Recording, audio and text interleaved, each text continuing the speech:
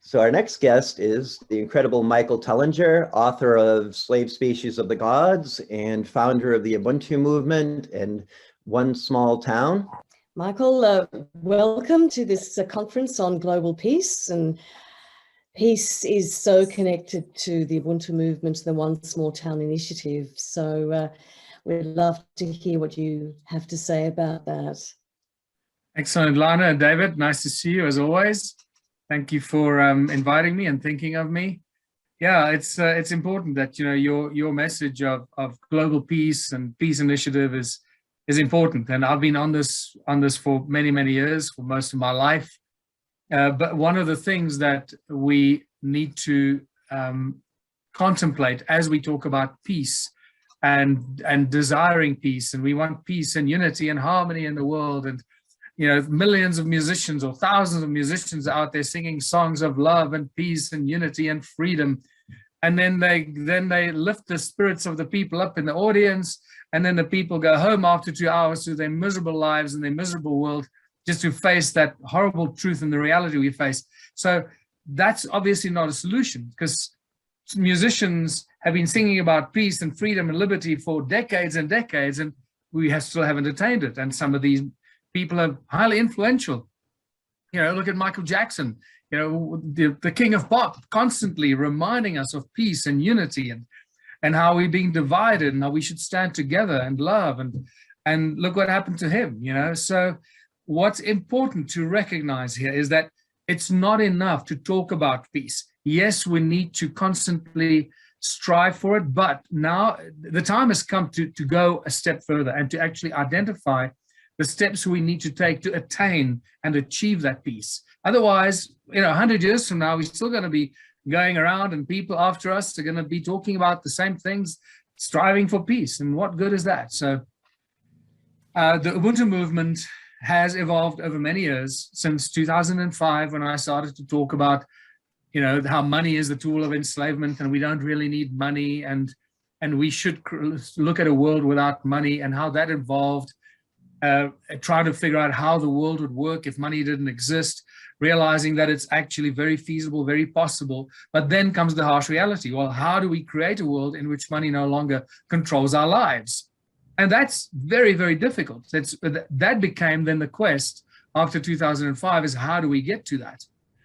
Then we went through the political field in South Africa, in Australia, in the UK, in Canada, in the USA, and in many other countries that were about to launch, the Ubuntu Party. And after 6 years or so in politics, realized that that's not going to work, because that gave me and those that walked that talk with me, we realized that politics is a deeply, deeply disturbed environment, and that it's completely controlled by much higher forces.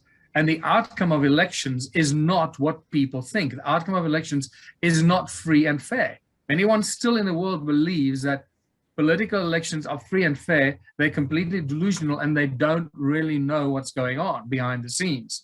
I'm not going to go into the details, but that's what I discovered the hard way, by walking the talk, getting involved in politics, running for president in South Africa in 2014. And learning some seriously disturbing realities about the political arena. And that's when we realized that we can't go and we can't think we can inject a seed of consciousness into the political beast, because it's just not going to work. The beast is controlled by higher forces.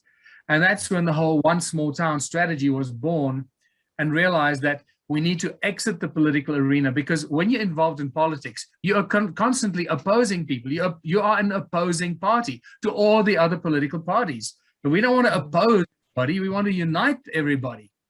And so exactly. I guess I had to go through that process to learn and have that experience, to be able to say, we've been there, we've done that, it doesn't work.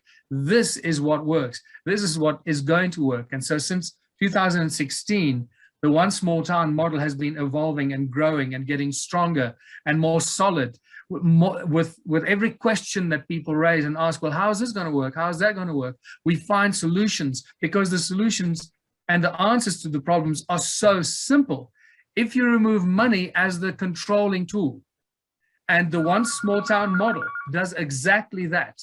removes money as the controlling tool, and it allows people to take control of their destiny and their future. And what the One Small Town really does, it gives the power back to the people, and it allows the people in the community to structure themselves.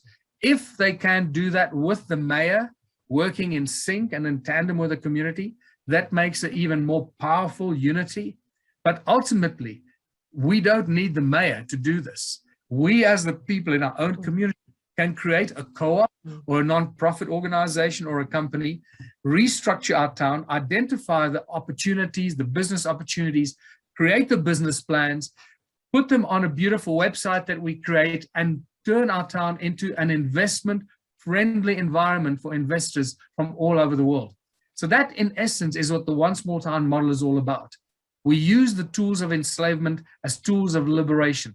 It is the most beautiful, simple, twisted bit of poetic justice that anyone could have imagined, that we could take the tools that are actually used to enslave us on every possible level, and that's money, the corporate structure, corporate greed, the destruction of corporations, cannibalizing small businesses, that whole thing that completely destroys our society, destroys our small towns and our communities, where the large corporations come and completely destroy small towns. We take all those tools and we turn them around to actually serve us and work for us. So that's why for several years now, we've been talking about the One Small Town model uses the tools of enslavement as tools of liberation. And once people realize how powerful we are when we stand united and we do things for ourselves and not for the government, not for the municipality, not for other corporations or executives, we do things for ourselves as a community. So when we bake bread for ourselves. And the excess that we bake, we sell on the open market. When we grow corn and food, we grow so much food that we don't know what to do with it. We consume what we need to, and the rest we sell on the open market. Let me tell you, the financial models that we have done on this, the business plans and the business models and the spreadsheets that have been done on the One Small Town contributionist model, that's what the One Small Town works with, contributionism, where people contribute their skills and talents 3 hours a week. That's what everyone is required to contribute, just 3 hours a week. Well, the financial models on this 3 hours a week from the community members are so mind-boggling that we actually had to scale some of them back because they turned out to be too successful, and investors might think this is some sort of snake oil sales gig, you know?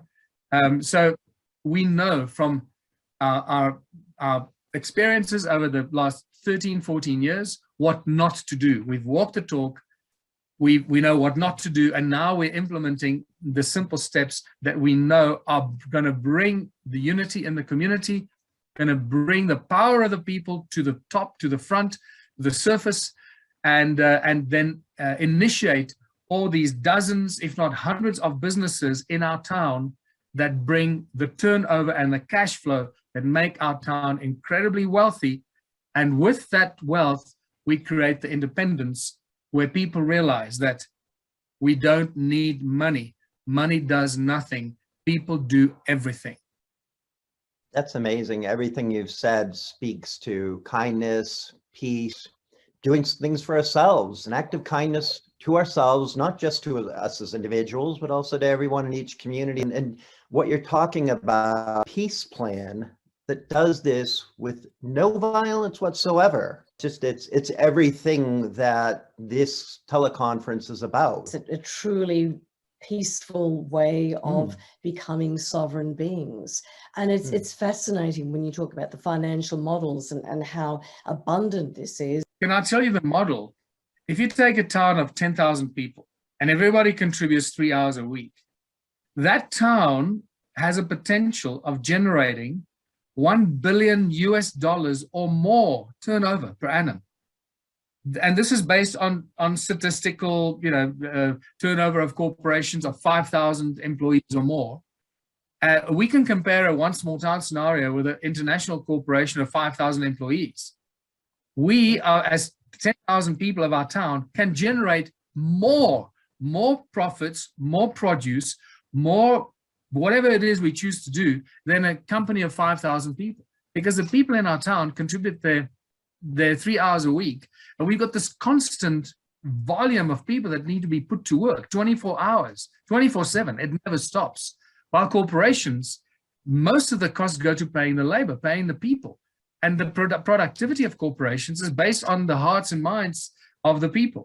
If the people just do it as a job, just as a means to survival, they do as little as possible. In our town, when the people contribute their 3 hours a week, they'll want to contribute more time and make it more successful and more productive, because they're co-owners of that, not only that business, but every other business that we set up as the cooperative corporate entity in our town. So we're taking the tools of enslavement, corporations that normally destroy people, destroy our lives, destroy everything around us, our towns, everything. The fabric of society are destroyed by corporations, and we're turning it around. We're turning our town into a corporate entity of which we're all co-owners, and therefore we do everything for ourselves, and we profit. And therefore no external investor could ever come and undermine what we do, because they're not going to get the free labor force that we have. So once we initiated any business as the cooperative in our town, no foreign investor or external investor can ever undermine our business. It's simply financially impossible. Exciting stuff, but we always have you come on and talk about Ubuntu, because our charitable organization, Universal Soul Love, is founded on exactly the principles that you're talking about right here. I mean, this is a kind system.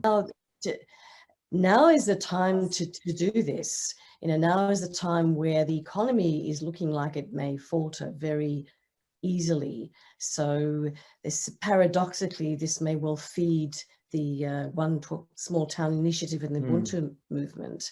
So I understand that you've got ambassadors now, international ambassadors you've set up. Yeah, look, the big thing has been the pressure on me to run this really on my own, and members in more than 140 countries around the world.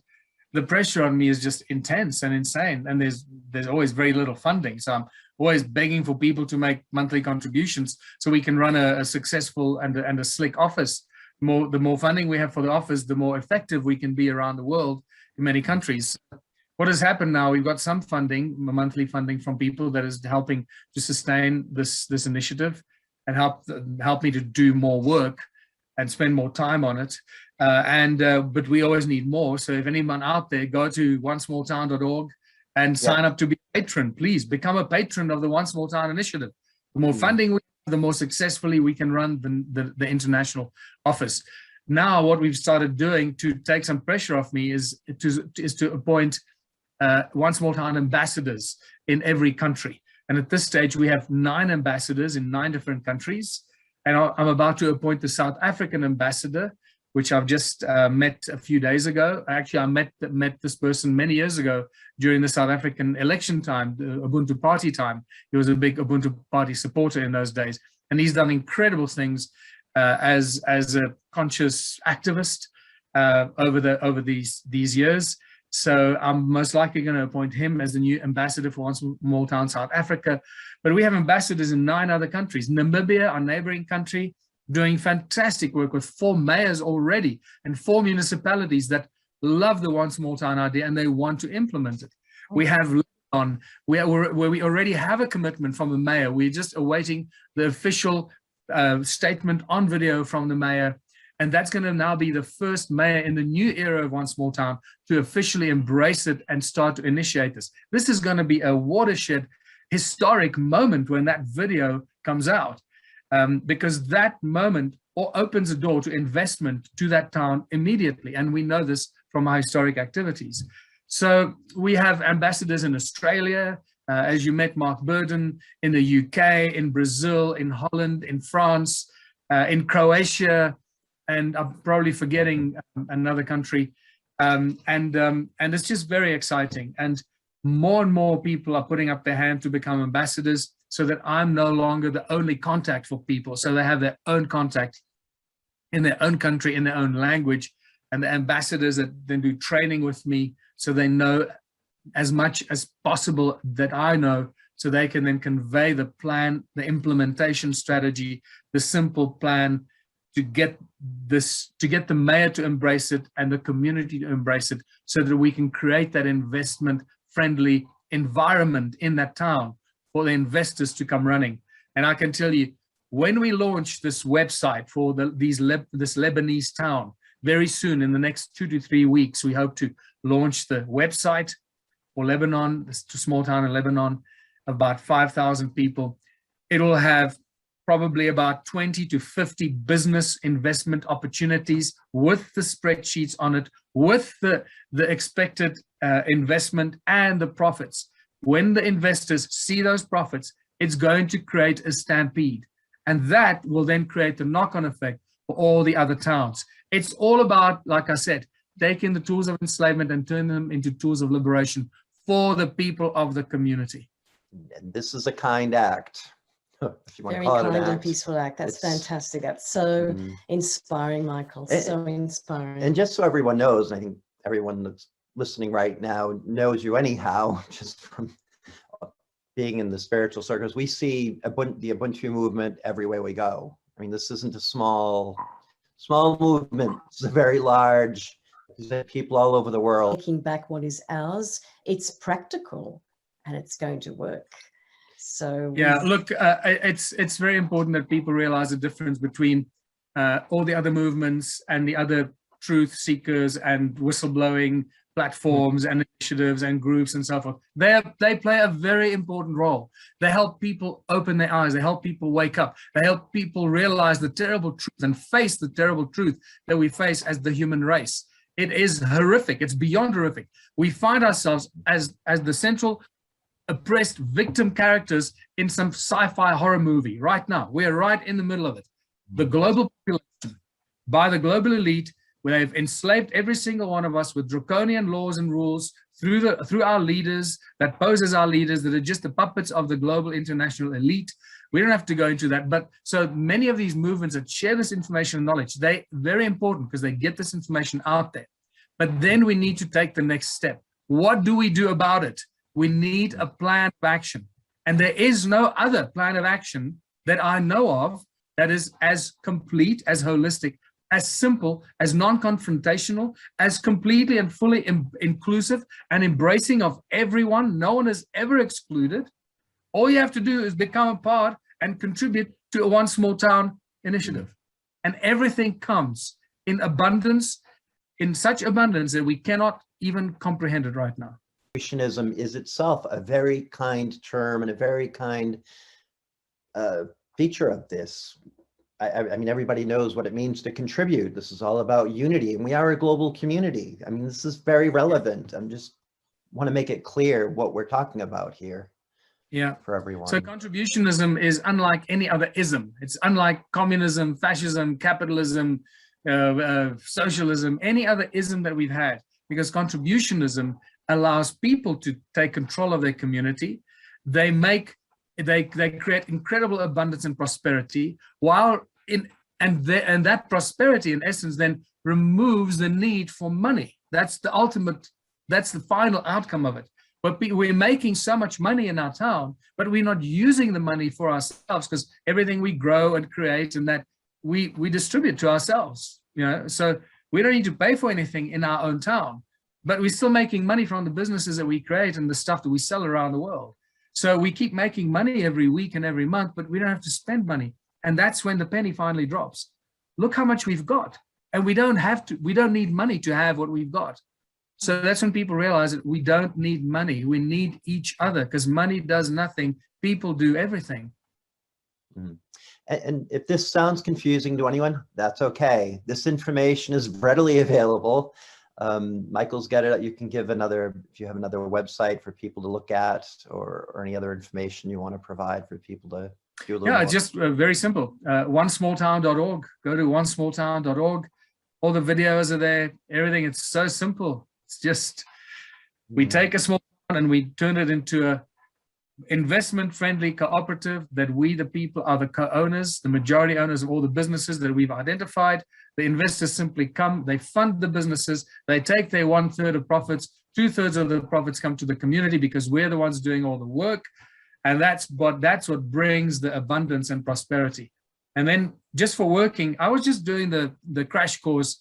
I'm just editing the crash course video right now, which is about 12 minutes long.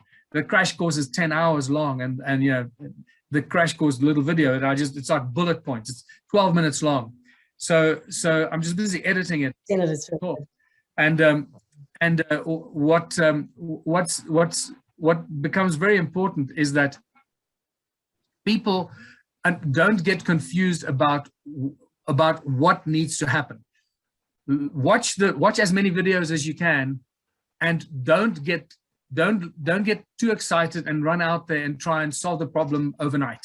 Okay, calm yourself down, absorb as much as you can, and go out there and share this information with everybody. And find your ambassador. If you have a One Small Town ambassador in your country, communicate with an ambassador, devise a plan of action, and constantly continue sharing the One Small Town website. We invite everyone to go to the website, onesmalltown.org, and a very inspiring message for world peace and solidarity and really taking ownership of our lives. Thank you very much, Thank you, Michael. Yeah, we just thank you so much for coming on to this teleconference and taking the time out to join us with everyone else here and talk about the One Small Town initiative and everything you're doing. Just appreciate your work and thank you, ask everyone to Thanks, support David. you. Thank you, David. Thank you, Lana. Great to see you guys again, and hope to see you again down under if and when possible. Bye for now. Bye. Bye.